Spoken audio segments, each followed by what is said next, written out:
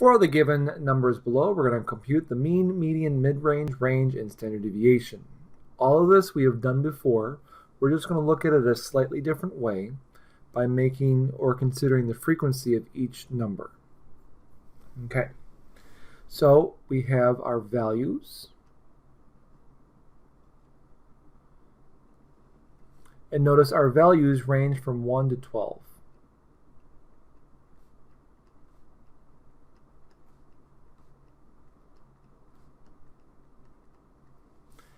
And then frequency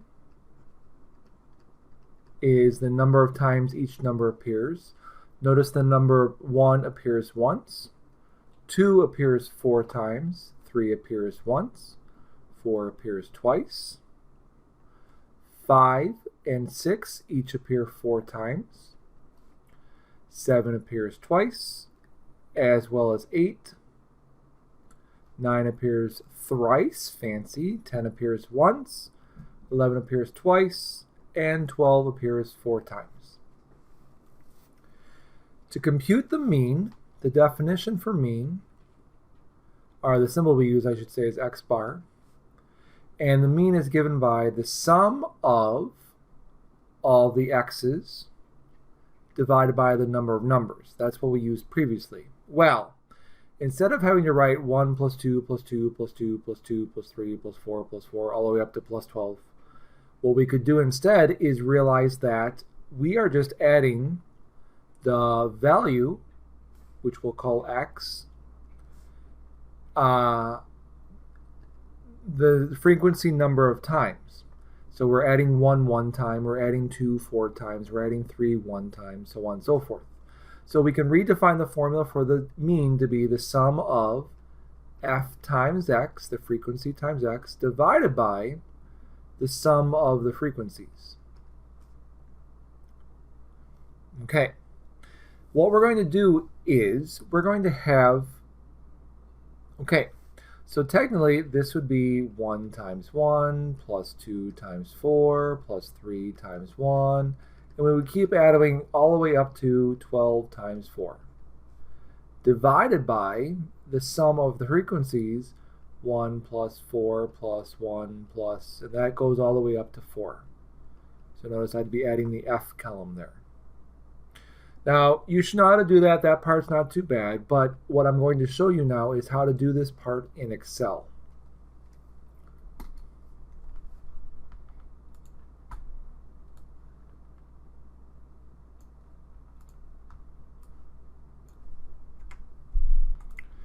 Now, this part's optional, but it's a good idea to type in what the columns mean. So we'll say value, which is our x's, and we'll say frequency, which is our f's. Remember, our values from 1 to 12.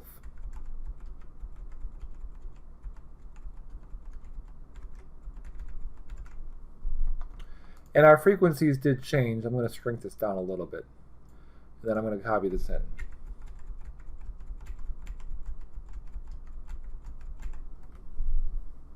Okay, I'm going to expand this back out a little bit. In fact, I'm going to resize it so we can get all this in the window here. That's better. Okay.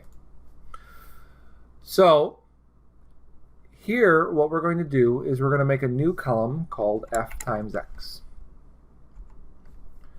And we're going to type into Excel the formula to say, okay, I want you to multiply this number times this number to go here, and then this number times this number to go here, so on and so forth.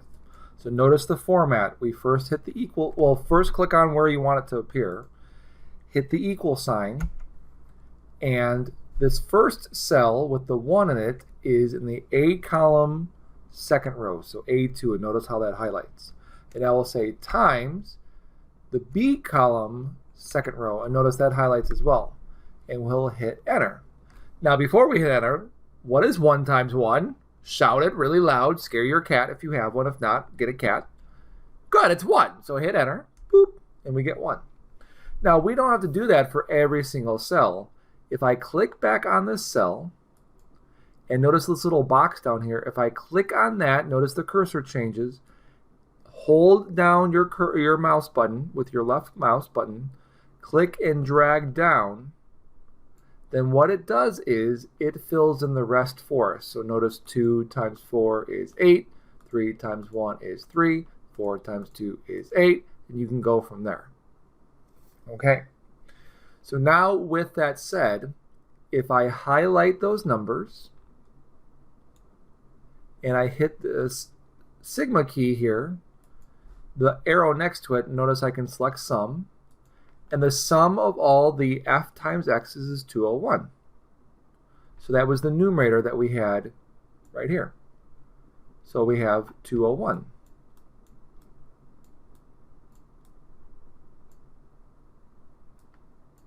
Okay, and now going back to Excel, the sum of all the f's, if I highlight that column, do the same thing. You need to sort of expand your Excel, unfortunately. And if I hit the sigma button again, is 30. So the sum of all the frequencies is 30. So 201 divided by 30 is a healthy 6.7. So the mean is 6.7. Great. Median is the middle number. If we look at our list as it's spelled out right here, again, there's 30 entries total, which means if we go 15 from either direction, we hit 6s. And you can count 1, 2, 3, 4, 5, 6, 7, 8, 9. This is fun to count. 10, 11, 12, 13, 14, 15. So 15 from this side is 6, 15 from the other side is 6. So for the median would be 6 plus 6 over 2. Remember, if you have an even number of numbers, you find the average of the middle two, and that gives you 6. Mid-range will be the sum, the average of the biggest and smallest values. Our smallest is 1, our biggest is 12. Average them out, so add them up, divide by 2, we get 6.5. And range is the difference of the biggest and the smallest in that order, so 12 minus 1 is 11. Great. Unfortunately, those were the easy ones. Now let's talk about standard deviation. I am going to clear the slide, so if you need to, pause the video. Alright, so I moved some stuff around, deleted some other stuff. The formula that we're going to use for standard deviation changes a little bit slightly. Remember, lowercase s is the symbol we use for a sample standard deviation. And our new formula will be the square root of the sum of f, the frequency, times x minus x bar, quantity squared, all over the sum of the frequencies minus 1. So please note that this stuff in here is one big thing. So we're finding the sum of all that stuff and then dividing by the sum of the frequencies.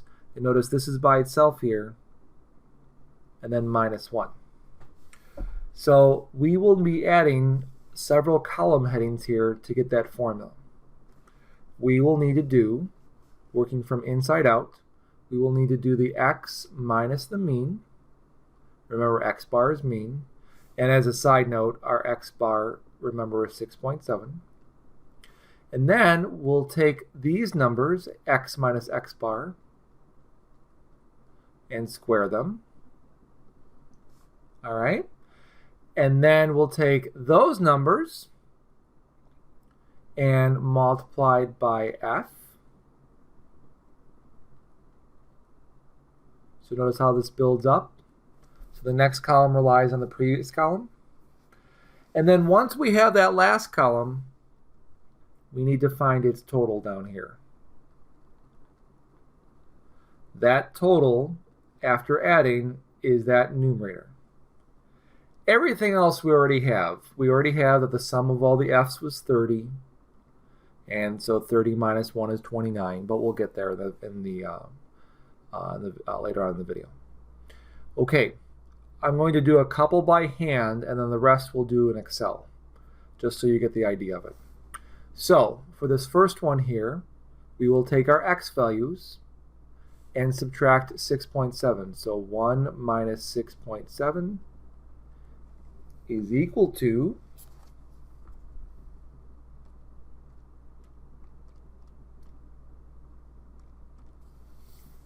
negative 5.7. And then negative 5.7 squared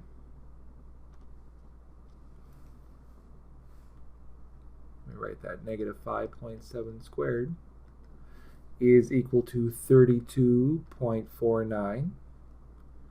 And then we're going to take this column here and multiply it by this column here, the frequency. So 1 times 32.49, I promise that's a 4 right there, is a lovely 32.49. So just making sure it's clear, let's do it again for when the x is 2. So 2 minus 6.7 is negative 4.7. Negative 4.7 squared is 22.09. And now the frequency associated with 2 is the number 4, namely this one right here, times 22.09 is equal to 88.36.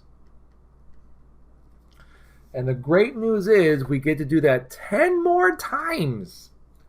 Or we just say, no way, let's just have Excel do it, and that's what we're going to do.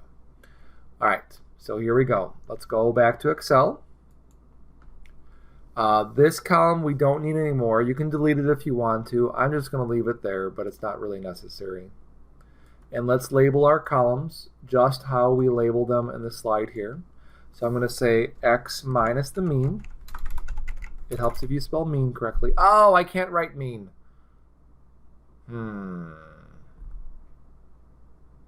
Oh, you know what? I'll write average. We'll call it x minus the average. And we'll say x minus the average squared. And then we'll say f times x minus the average squared. And again, we're going to have Excel do all of this. By the way, if you are seeing that some of your letters or words are squished up together, what you can do is see how that black arrow is pointing down. If I highlight all these columns and I right click and say column width, pick a number. I picked 12 just to give it some breathing room. 12 or higher should be totally sufficient. And then hit OK. So I'm already there. Okay. So in this box here, we wanted the x values, which is our first column, and then we're going to subtract the mean, which was 6.7. So click on that first box, and up here in the formula row, or click on the first box, hit equals, and we want to say A2, which is our first x value, minus 6.7, and hit enter. And notice there's that negative 5.7 we got earlier. I'm going to make that bigger now. Click back on that cell we just made. Click on this little corner guy and drag down. Don't go further down than that because notice we're only going to when x is 12. So this row here is just totals. It doesn't mean anything. So notice there's a negative 5.7, negative 4.7, which we got, and that would just continue. Okay, so now click in this cell, the E2 cell, and we want to now square what we got in the previous column. So we're going to say equals, and we're going to say D2 times D2. We're not going to use a square key or raise to the second. This one's a little bit better. And we're going to hit enter. And notice there's the 32.49 that we got. Click back in that box. Click on this little diagonal, this little square in the corner, and drag down. Okay? And now we want to take the F column, which we called under our column B's, the heading name, and we want to multiply it by the E column. So click in this cell in F2. We're going to say B2 times E2. And notice it highlights those cells for us. And then hit enter. And remember, that is the number we got before, 3249. And I'm going to click on that little square and drag down.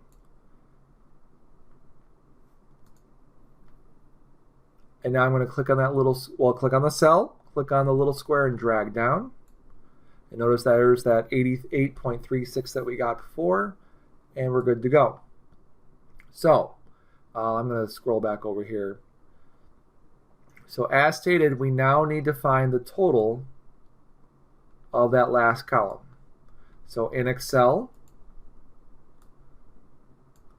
highlight that last column, except for this first cell here, the 3249 all the way down to the 11236. Highlight that, hit the sum button, bink.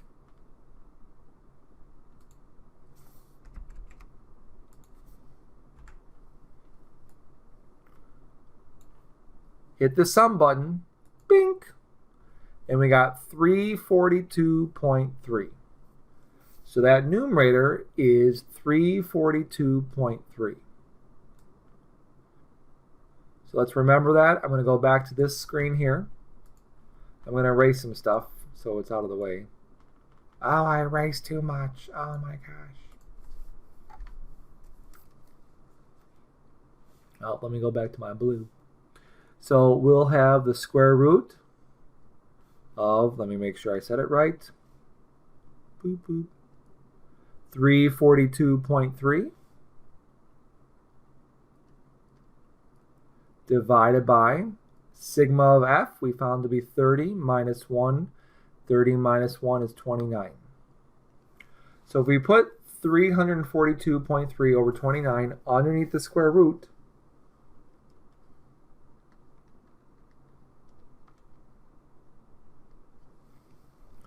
we get a healthy 3.43.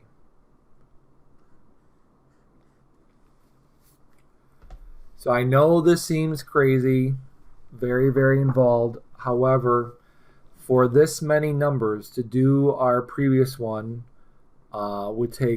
previous method would take a very long time.